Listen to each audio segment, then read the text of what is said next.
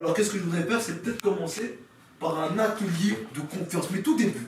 On va pas peaufiner le truc, juste commencer tout début par des petits jeux. Est-ce que ça vous tente ou pas? Ouais. Là maintenant. Ouais.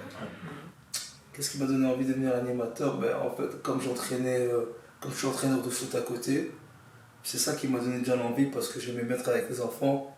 Et ouais, c'est surtout ça.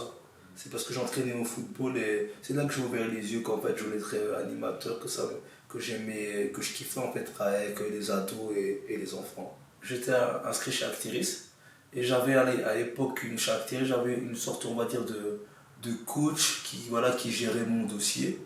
Et à ce moment-là, ben, elle m'a contacté pour me dire que la CGMP était intéressée par mon profil. Donc ça s'est fait comme ça via elle et dès que la CGMP m'a contacté. Et de là ça a commencé, j'ai commencé à faire les cours là-bas. Ça m'a permis de travailler.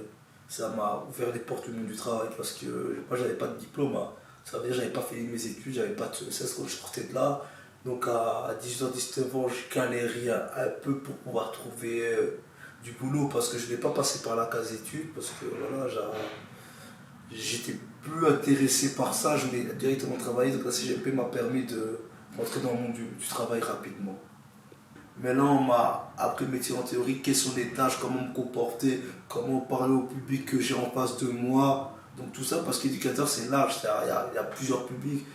Donc, tu peux être éducateur en maison des jeunes, comme tu peux être éducateur dans une maison de repos. C'est pas les mêmes publics. Donc c'est ça que m'ont appris, que le monde éducateur, ça ouvre, en fait c'est ouvert, ça. Tu peux travailler avec tout le monde, ça ouvre toutes tes portes, on va dire. Qu'est-ce que je préfère dans mon travail?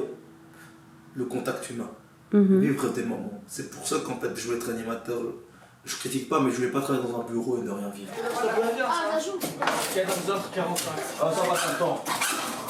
C'est ça que je kiffe dans le métier, c'est que c'est un métier où on vit, où on parle, où il se passe des choses, où il y a des contacts, il y a des liens, il y a du contact humain. Tu aides un jeune est plus frustré, donc il y a quelque chose. Je sers à quelque chose.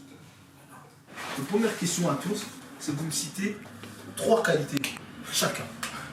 Est-ce que vous pouvez citer 3 qualités? C'est compliqué. C'est compliqué pour tout le monde? Moi je peux commencer si vous voulez. Il doit être empathique, il doit avoir la force de comprendre son public.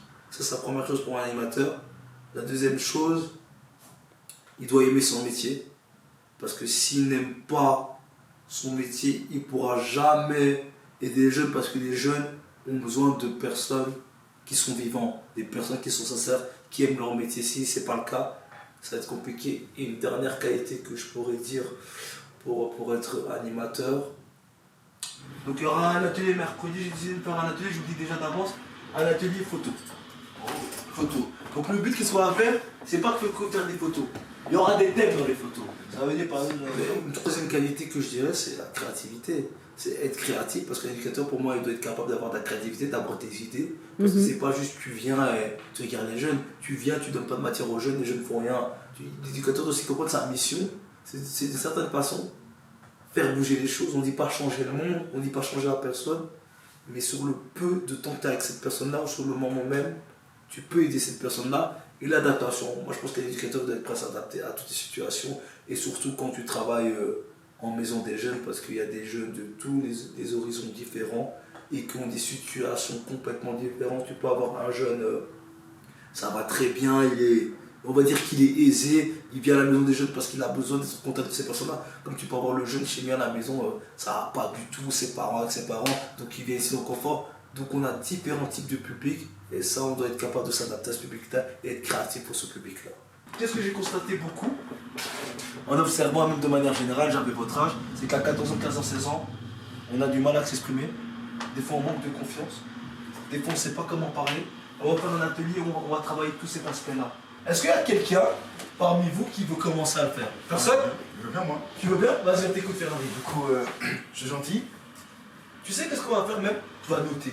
Comme ça on retient. Et après on effacera. C'est pas grave. Je suis, comment dire, poli. Sociable. Sociable. Mais sociable c'est une qualité, ça j'aime bien. Moi aussi, je suis sociale. Attends là, ça va être pour tout, ne t'inquiète pas, tout le monde va parler. Attendez, le gars il est complètement taré.